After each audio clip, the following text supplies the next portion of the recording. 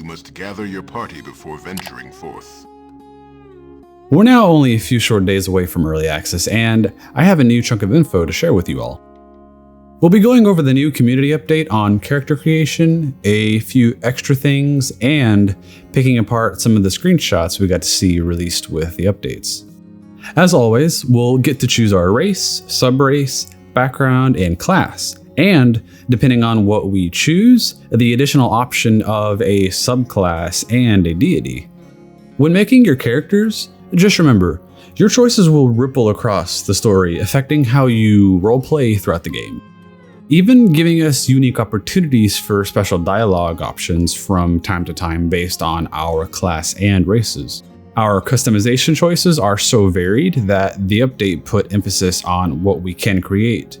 For example, a beast-taming, mage-breaking charlatan halfling ranger with a toxic frog as a familiar. Or a noble Githyanki eldritch knight who let herself be seduced by the Absolute with the ability to psionically drag her enemies toward her. Those are very specific and very wild. Or if you want, you could also go with a traditional warlock and make a pact with the devil. Whatever you want to make, the choice is yours. And as expected, we'll be choosing where to put our points into our 6 primary stats, as well as deciding on proficiencies, racial bonuses, racial features, and other potential bonuses.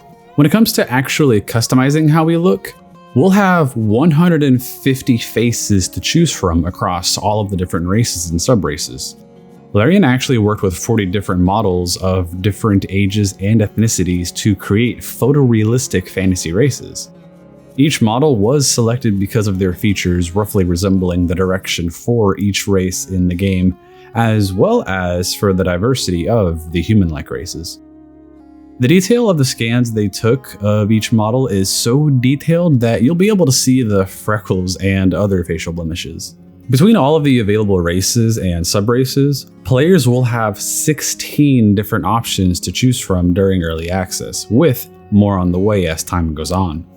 First off, we of course have humans, known for their tenacity, creativity, and endless capacity for growth. They plan for the future and strive to leave a lasting legacy. The Githyanki are peerless warriors from the astral plane, known for their legendary silver blades and red dragon mounts. They seek the total destruction of mind flayers, whose ancient empire enslaved the Githyanki for a millennia. The High Elves are the heirs to the mystical Feywild, valuing magic in all forms. Even those who don't study the art can still manipulate the weave.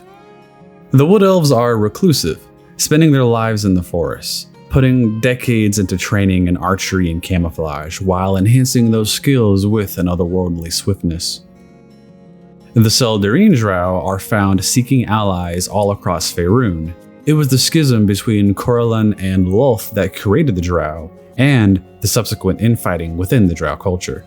The Seldarine Drow aim to settle their conflict with Lolth and the rest of their kind by any means necessary.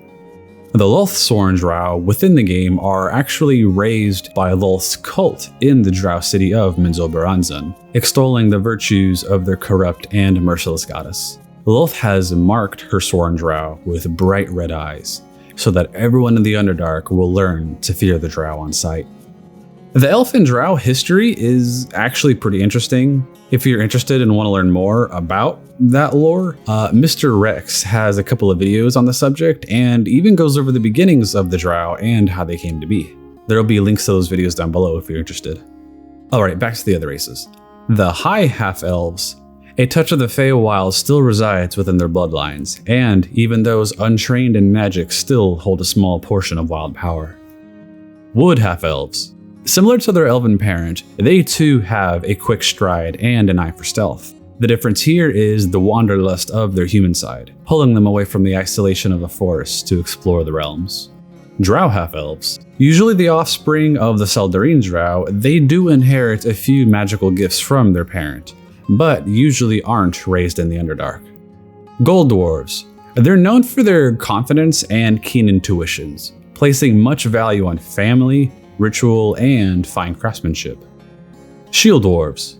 Their people have fallen a long way from what their ancient kingdoms used to be, losing their homes in wars with the goblin and orc races. Although they hold cynical mindsets due to the losses of the past, they will endure anything to restore their ancestral homelands. Lightfoot halflings. Stealthy but social folk. They travel all over Faerun to make a name for themselves. Strongheart halflings. Legends say that dwarven blood turned them into wellsprings of endurance and hardiness, resistant to poisons and easily able to hold their own. Asmodeus tieflings. Their infernal bloodline to the archdevil Asmodeus gives inheritance to the ability to wield fire and darkness, still being bound to Nessus, the ninth and deepest layer of hell where Asmodeus himself still resides.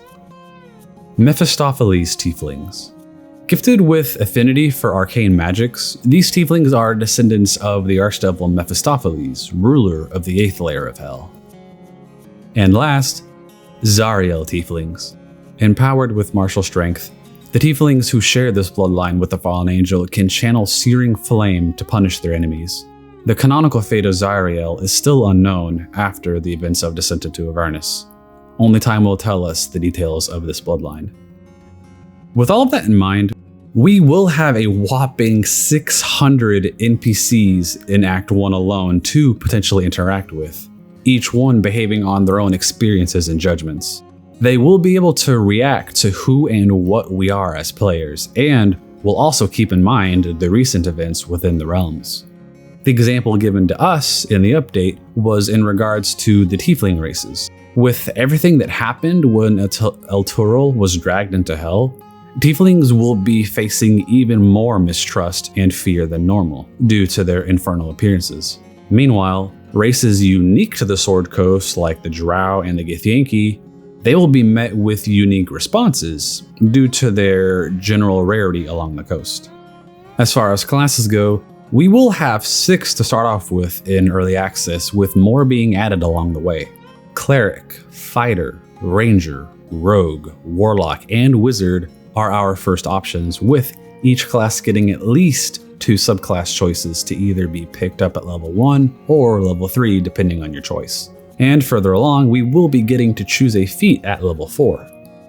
As expected, all magic classes will have access to a number of repeatable cantrips that we can choose at the beginning, with all of our more powerful spells still needing long rests to replenish. I know a number of people were worried about the aesthetic portion of the character customization screen, but fear not, everything you want is there. The Appearance tab will allow us to choose voice options, facial features, hairstyles, facial hair, and colors for the eyes, hair, skin, etc., as well as tattoos and makeup options. We also did get a little Q&A in the update as well.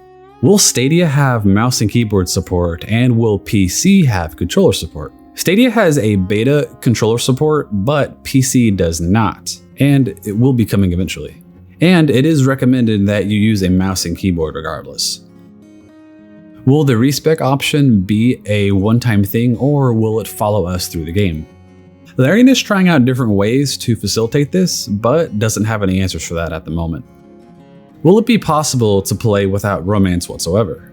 Romance is entirely your choice. Friendship is also entirely your choice. You can go through the entire game rejecting everyone if you wanted to. You have options. Will the origin characters have fixed classes? It's something they're working on, but they don't have answers on that yet either. Will crafting be in the game? There will be some form of crafting, but it will be limited. When we equip new armors, do they show on our characters? Yes, both in cutscenes and in game, but things like rings and amulets will not. Can I pet the dog? Yes, you can pet the dog, although it's highly advised to not pet the owlbear. The owlbear cub, however, is a mystery for the moment. Alright, now we are nearing the end of our list of updates, and sadly, the Larian Gazette didn't have any extra info for us this time around. With the multitude of screenshots appearing across the internet, between the community update and other gaming news sources, I've assembled a list of links down below if you want to take a look at the screenshots used in this video, or if you would like to just grab it for yourself. I've also extrapolated some of the icons and enlarged them for you all to see from the screenshots, things like the classes and such. The press kit also got a minor update. The second game logo got added in there, as well as 2 new key art files. They look like they might work well for a PC wallpaper or a phone wallpaper. So if you're interested, there will also be a link to the press kit down below. And as some of you might have seen recently, we got confirmation that we will get an in-game feedback system that utilizes an account we have to set up with Larian's website. But fear not, for it is secured. The SMS authentication setup didn't seem to be working for me at the moment, so maybe give it another day or two before trying it. And last but not least, we got reminded that there will be plenty of surprises for us once we start early access. Whatever you're hoping for with those surprises, I hope they all come to fruition. If you liked my video and want to see more of my little channel, please venture your way down to the sub button and tell me in the comments what you're most excited for this Tuesday. Until next time, gang, stay safe out there, and remember, always gather your party before venturing forth.